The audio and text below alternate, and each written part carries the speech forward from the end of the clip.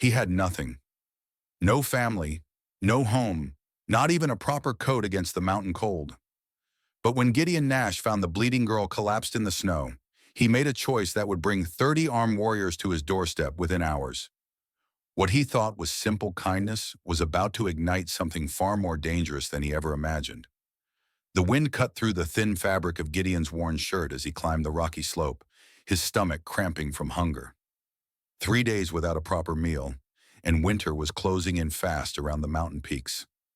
At 16, he'd learned to survive on scraps and determination, but the approaching storm threatened to test even his hardened resilience.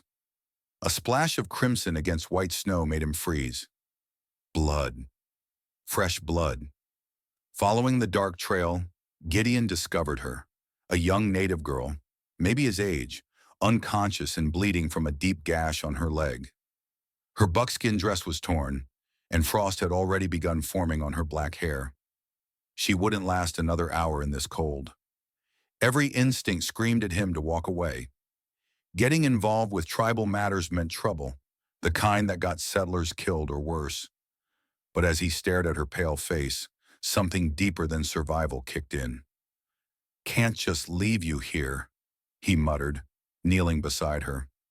She stirred as he touched her shoulder, dark eyes snapping open with sudden fear. Her hand shot to a bone knife at her belt, but weakness made her movements clumsy. "Easy," Gideon said, raising his hands. "I want to help." She spoke rapidly in her native tongue, pointing toward the eastern peaks. Even through the language barrier, he understood. She needed to get home and fast. The girl tried to stand but collapsed immediately, crying out as her injured leg buckled. Gideon caught her before she hit the ground, feeling how cold her skin had become. Hypothermia was setting in. "Those peaks?" he asked, pointing east. "That's 2 days through Dead Man's Pass." She nodded desperately, tears freezing on her cheeks. Gideon looked at his meager supplies, barely enough food for himself, no medical supplies, and winter gear that was more holes than fabric. Taking her through the mountains would likely kill them both, but leaving her here would definitely kill her. "All right," he said quietly. "We go together or not at all." For the next 18 hours, Gideon half carried, half dragged the girl through terrain that would challenge experienced mountain men. She drifted in and out of consciousness, mumbling words he couldn't understand, but felt in his bones. Desperate prayers maybe, or warnings. When they finally reached the edge of her tribal lands, she managed to stand on her own. She pressed something into his palm, a small carved stone, before disappearing into the forest without looking back. Gideon stumbled back to his mountain cave as dawn broke, exhausted but alive. He'd done the right thing, even if it nearly killed him. But as he approached his shelter, something made his blood run cold. Dozens of hoof prints surrounded his cave. Fresh prints. And carved into the tree beside his entrance was a symbol he'd never seen before. 3 parallel lines crossed by an arrow. Someone had been here. Someone who knew exactly where to find him. Gideon circled his cave 3 times before entering, his hand never leaving the rusty knife at his belt. The hoof prints told a story he didn't want to read. At least 15 horses, maybe more, all shot in the distinctive style he'd seen on tribal ponies. They'd waited here for hours, studying his meager belongings, learning his patterns. Inside the cave, everything looked exactly as he'd left it. But something felt wrong. His sleeping blanket had been moved just slightly, but enough for someone who knew every thread of his few possessions. His small cooking pot sat at a different angle. Even his collection of smooth river stones had been disturbed. They were looking for something, he whispered to the empty cave. But what could he possibly have that warriors would want? He owned nothing of value. No gold, no weapons worth stealing, no information about settler movements. Unless his fingers found the carved stone the girl had pressed into his palm. In daylight, he could see it clearly. Polished black rock with intricate symbols carved deep into its surface. It felt warm against his skin, almost alive. A branch snapped outside. Gideon froze, every muscle tensing. That wasn't wind. Something heavy had stepped on dead wood. Something trying to move quietly, but failing. Peering through a crack in the rocks. His heart nearly stopped. 3 warriors sat motionless on their horses 30 yards away, watching his cave. War paint streaked their faces, and eagle feathers adorned their black hair. Their eyes never moved from his hiding place. They knew he was inside. How long had they been waiting? How had they found him so quickly? The girl couldn't have told them. She'd barely been conscious when they separated. One warrior raised his hand, and somewhere behind Gideon's cave, horses whinnied softly. More riders. He was surrounded. The lead warrior dismounted slowly, deliberately, his hand resting on a tomahawk that looked like it had tasted blood recently. When he spoke, his voice carried easily through the thin mountain air. "Boy, who helped our daughter? We know you are there." Gideon's throat went dry. Daughter. The girl was someone important, not just any tribal member, but family to whoever these men were. "Come out. We wish to speak." Every fiber of Gideon's being screamed danger. In every story he'd heard, white men who got involved with tribal affairs ended up scalped or worse. But he was trapped like a rabbit in a den, with nowhere to run and winter closing in. The warrior continued, his voice carrying an edge that made Gideon's skin crawl. "You have something that belongs to us." The carved stone seemed to burn against his palm. Whatever this object was, it was important enough to bring armed men into the mountains. Important enough to track him down within hours. Gideon closed his eyes, feeling the weight of his decision. Step outside and face whatever these warriors wanted, or stay hidden and eventually die of thirst and cold when winter trapped him in the cave. When he opened his eyes, the lead warrior was walking directly toward his cave entrance, and his expression suggested patience was no longer an option. Gideon stepped from the cave with his hands raised, the carved stone hidden in his closed fist. 30 warriors materialized from behind rocks and trees like shadows gaining substance. More men than he'd imagined, all armed, all watching him with expressions he couldn't read. The lead warrior stopped 5 feet away, close enough that Gideon could see the intricate scars marking his weathered face. This was no ordinary hunting party. These were seasoned fighters, and their presence here meant something far more serious than a simple rescue. "I am Takakota," the warrior said in carefully measured English. "Ayana is my daughter?" Gideon's mouth went dry. A chief's daughter? He'd saved a chief's daughter without knowing it. And now her father stood before him with enough men to level a small town. "She told me what you did," Takakota continued, his dark eyes never leaving Gideon's face. "How you carried her through the killing cold when you could have walked away." The other warriors remained silent, but Gideon could feel their tension like electricity before a storm. One wrong word, one misunderstood gesture, and this conversation would end very differently. Anyone would have done the same, Gideon managed, though his voice cracked on the words. Takakota's expression shifted almost imperceptibly. "No, most would not. Most fear us too much to risk helping." He gestured to his men. "We have been hunting the men who attacked our camp. 3 settlers armed with rifles who shot my daughter when she tried to warn them away from our sacred grounds." Gideon felt ice form in his stomach. Settlers. White men like him. Men who might assume he was working with them. "We tracked them to your mountain," Takakota said, his voice growing harder. "Their trail led directly past your cave." We thought perhaps he left the sentence hanging, but the implication struck Gideon like a physical blow. They'd suspected him of being involved in the attack. But Ayana described the boy who saved her. Takakota continued. Thin, hungry, with kind eyes and gentle hands. Not the description of a man who shoots women. Relief flooded through Gideon, but it was short-lived. If these warriors were hunting armed settlers in his territory, blood would be spilled soon. And when territorial authorities came looking for answers, they'd find him, the only white face in the area. "The men you're hunting," Gideon said carefully, "they're still up here. Sevens." Takakota nodded grimly. "Close, very close. They made camp in the valley below, thinking they are safe." His hand moved to his tomahawk. "They are wrong." One of the younger warriors spoke rapidly in their native tongue, pointing toward the valley. Takakota's expression darkened as he listened. "What is it?" Gideon asked, though he wasn't sure he wanted to know. "My scout says smoke rises from their camp. They are cooking fresh meat." Takakota's voice turned deadly quiet. "Meat they stole from families they murdered yesterday." The weight of the situation crashed down on Gideon.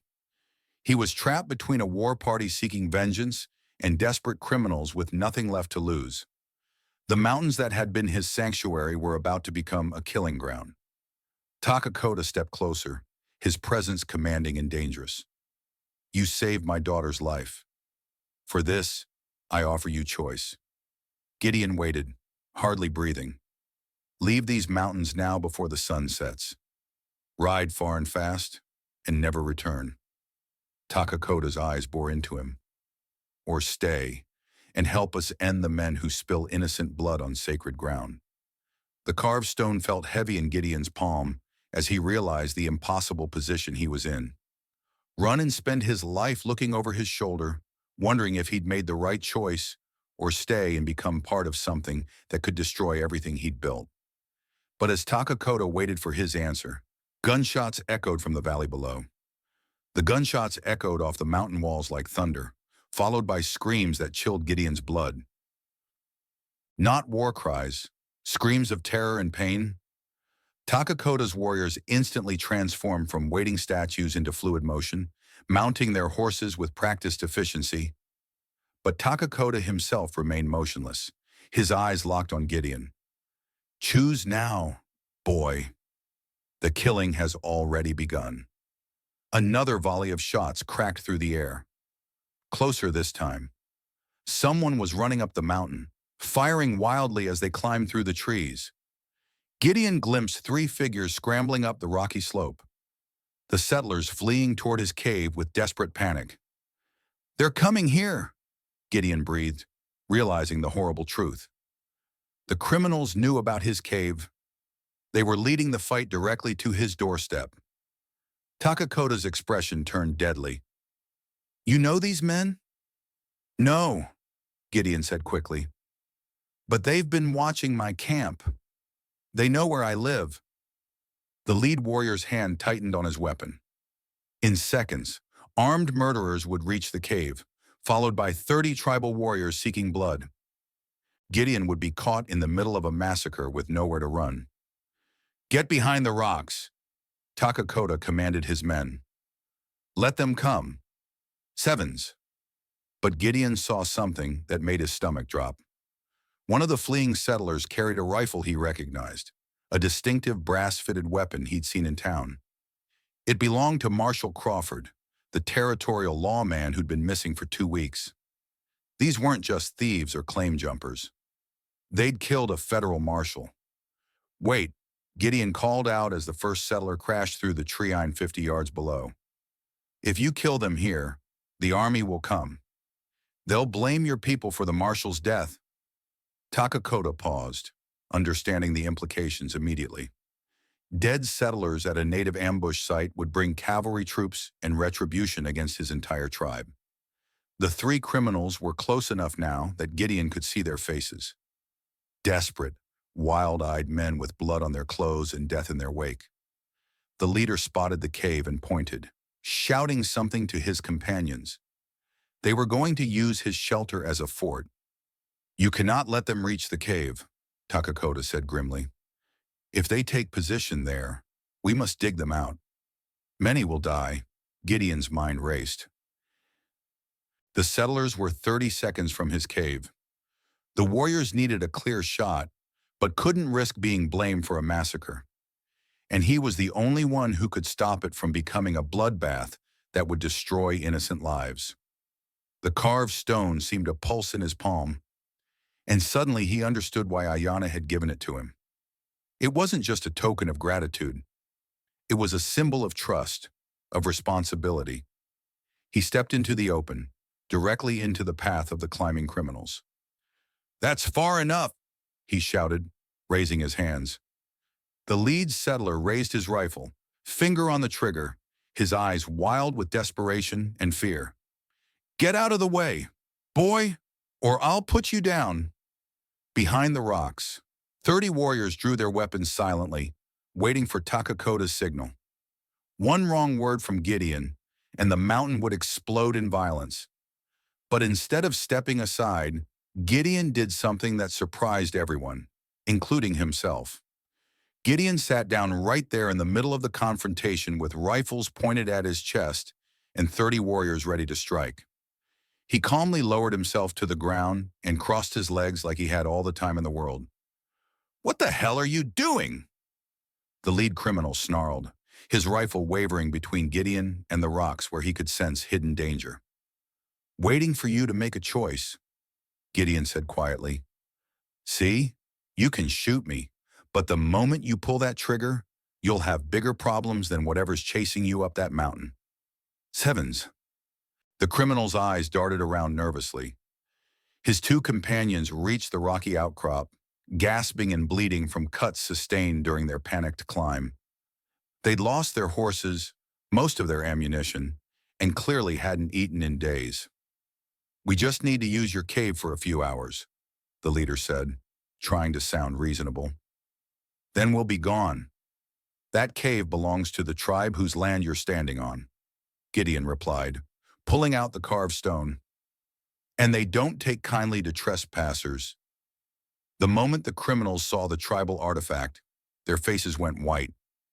They'd spent enough time in the territory to know what it meant.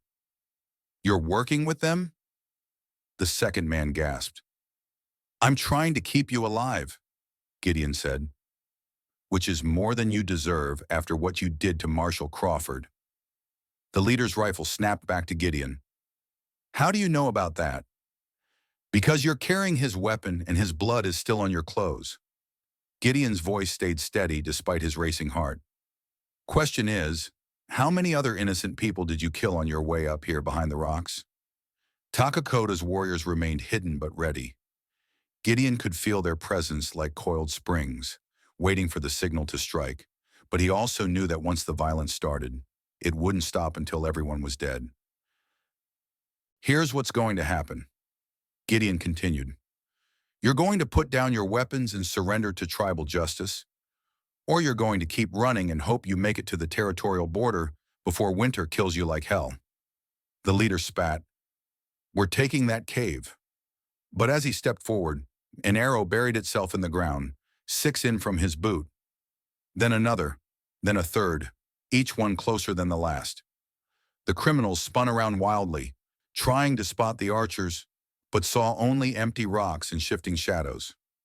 Panic began to overtake desperation in their eyes. 30 warriors," Gideon said conversationally. "All around you, all with orders to take you alive if possible." He paused. "But they're not feeling particularly merciful after what you did to their families." The truth hit the criminals like a physical blow. They weren't being chased by a small hunting party. They'd stumbled into the territory of an entire war band seeking vengeance. "You led us into a trap," the leader accused, his voice cracking. "You led yourselves," Gideon replied. "The moment you chose to spill innocent blood on sacred ground." Another arrow whispered past the second criminal's ear, and his nerve broke completely. He dropped his rifle and raised his hands, tears streaming down his dirt-stained face. I surrender. I surrender." But the leader wasn't finished. With nothing left to lose and madness gleaming in his eyes, he swung his rifle toward Gideon. "If I'm dying today, you're coming with me." The shot echoed across the mountains, but Gideon never felt the bullet. A tomahawk had already found its mark, and the criminal leader crumpled to the ground before his finger could fully squeeze the trigger. Takakota emerged from behind the rocks, his remaining warriors flowing around the two surviving criminals like water around stones. In seconds, the threat was over. But as Gideon stood up, brushing dirt from his clothes, he realized something that chilled him more than the mountain wind. The gunshot would bring cavalry troops within days. And when they arrived, they'd find dead settlers in tribal territory with Gideon as the only witness to what really happened. Takakota bound the two surviving criminals with rawhide strips while his warriors searched the bodies. What they found confirmed Gideon's worst fears: military dispatches, territorial maps, and a cavalry officer's insignia hidden in the dead leader pack. "These men killed more than settlers," Takakota said grimly, holding up the officer's bars. "They attacked a military patrol." Gideon's stomach dropped. Killing a marshal was serious enough, but attacking cavalry troops meant the army would send a full company to investigate.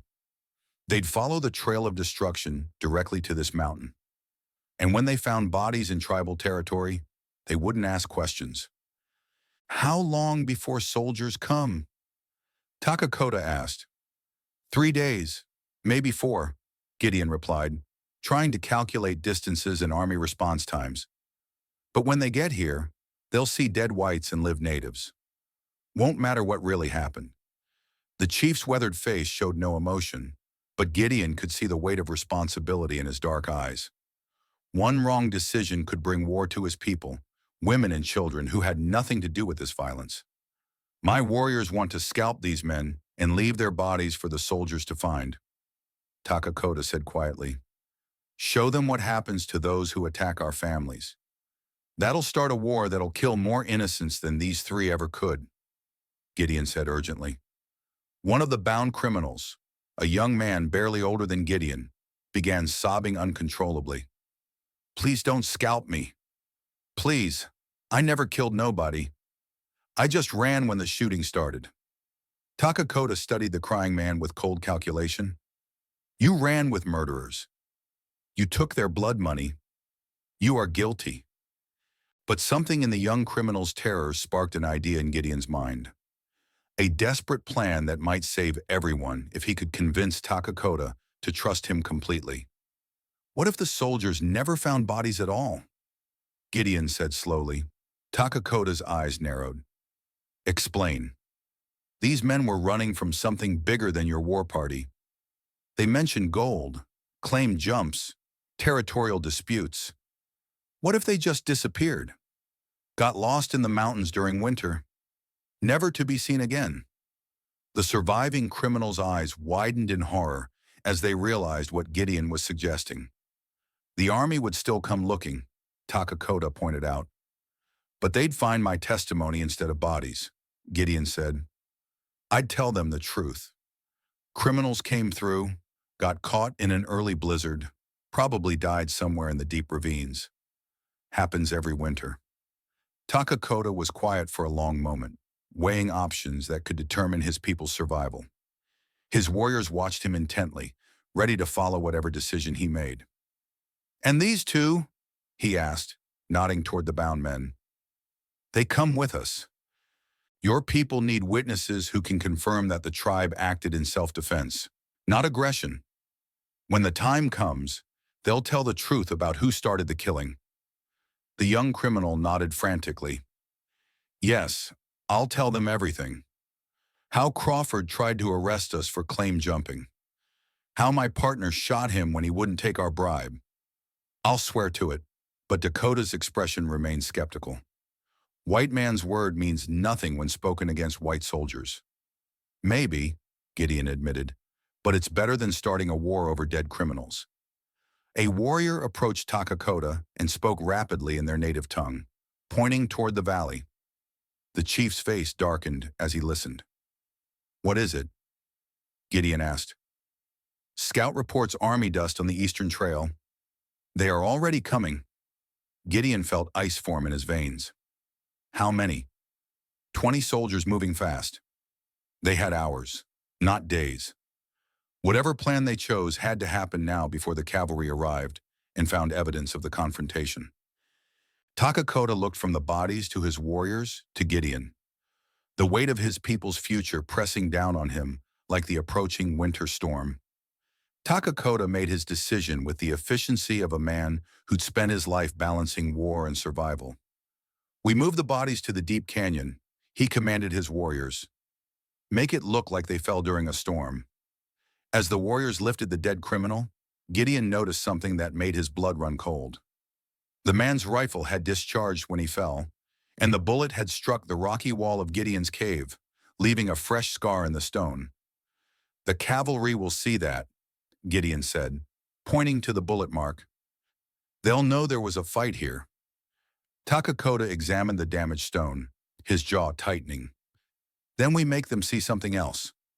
The chief barked orders in his native tongue, and his warriors immediately began transforming the scene. They scattered cooking gear around the cave entrance, built a small fire pit, and even spread Gideon's few belongings to make it look like a long-term camp. "What are you doing?" Gideon asked. "Creating a story the soldiers will believe," Takakota replied, pulling out a piece of charcoal. "You have been living here peacefully. The criminals came, demanded supplies, fired warning shots when you refused." With swift strokes, Takakota darkened the bullet scar until it looked like old fire damage rather than fresh lead. Other warriors scattered brass cartridge cases from an old hunting trip, making it appear that multiple people had been shooting over several days. "You fought them off," Takakota continued. "But they fled into the storm. You never saw them again." It was a good story, but Gideon spotted a fatal flaw. "What about their horses?" "The cavalry will track them here." Takakota smiled grimly. "Their horses died in the canyon with them." Tragic accident. The efficiency was breathtaking. In less than an hour, 30 warriors had completely altered the crime scene, moved 3 bodies to a remote ravine, and created a convincing narrative that would satisfy military investigators. But as they finished, one of the bound criminals began panicking. "You can't just leave us with him," the older man pleaded, staring at Gideon with desperate eyes. "What happens when the soldiers leave? What happens to us then?" Takakota's expression was unreadable. "That depends on whether you keep your word about telling the truth." Sevens. The sound of approaching horses echoed off the canyon walls. The cavalry was closer than expected, their pace indicating urgency rather than routine patrol. "Take positions," Takakota ordered his warriors, "but stay hidden until I signal."